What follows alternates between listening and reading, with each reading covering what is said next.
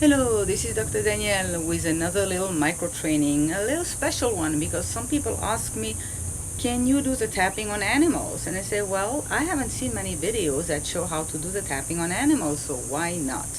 I've worked on cats, I've worked on dogs, and on horses. I don't have a horse here with me, but we'll go work with a cat in a few minutes and with a dog.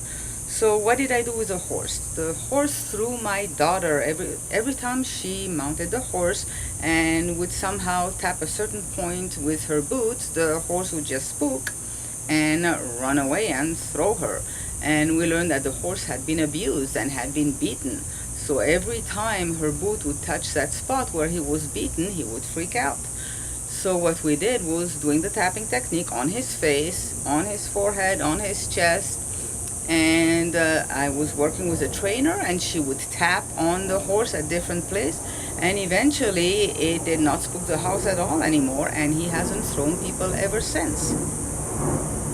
Now for a cat, let's go get my kitty. So here is my big kitty, and we're gonna do some tapping with him. I just woke him up, and simply, if something is bothering them, you can just go on top of their head there between the eyes and just rub, and even though that's bothering you, you okay, you a good kitty. And you do the same thing, even though that's bothering you, you a good kitty. And then the tapping can be done right there, yeah, right here. I just rub, I don't even tap. And then under their chin, like that, yeah, and under their chest, and you can repeat things even though you're afraid.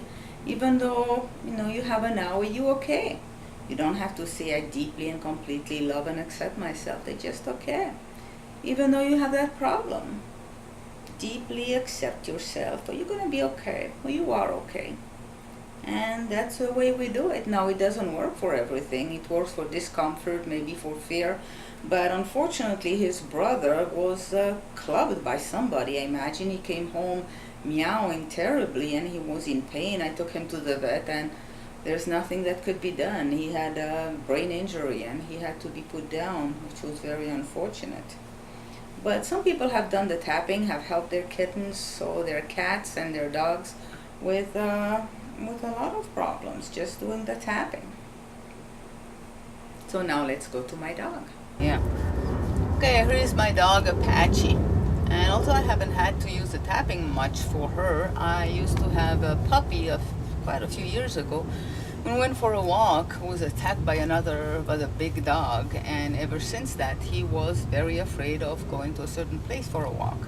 So I did the tapping, even though you were attacked by that big dog, even though you're afraid to go there, even though you don't want to go to a walk anymore. You okay, everything's gonna be alright.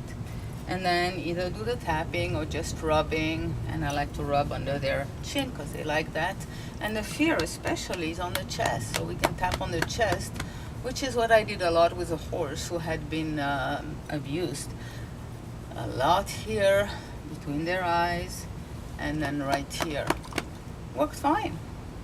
Okay, I'll talk to you later.